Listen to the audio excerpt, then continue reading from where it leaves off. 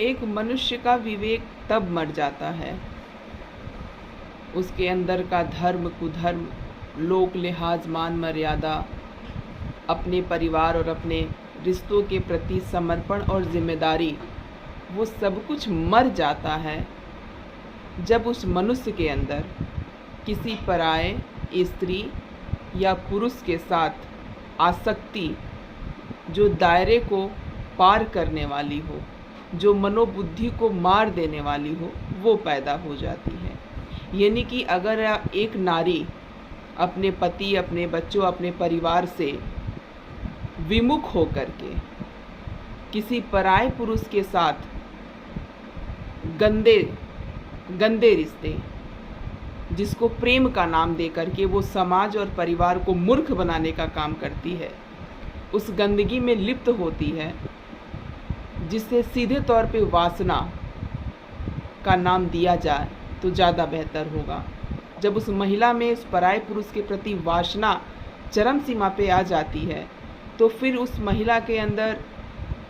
षड्यंत्रकारी विचारधाराएं, षड्यंत्रकारी दिमाग पैदा होता है, और वो षड्यंत्र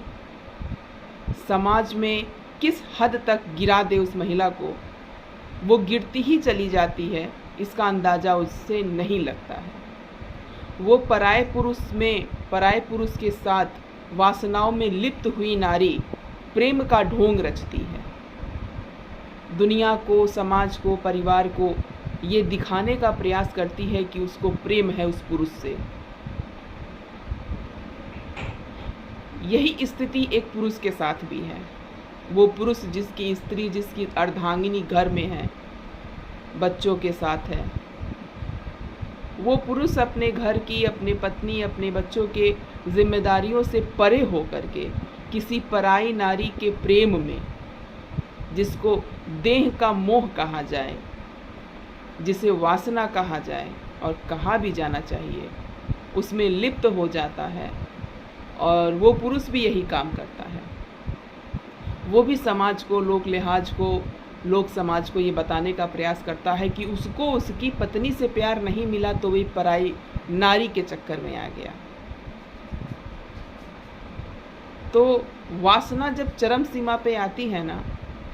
तो इंसान सबसे पहले अपने लिए अंधा हो जाता है। अपने लिए इसलिए क्योंकि एक वक्त के बाद जब इस प्रेम की सीमा ख़त्म होती है, जब इस प्रेम का नशा ख़त्म होता है, फिर उसे समझ में आता है कि हमने क्या खोया और क्या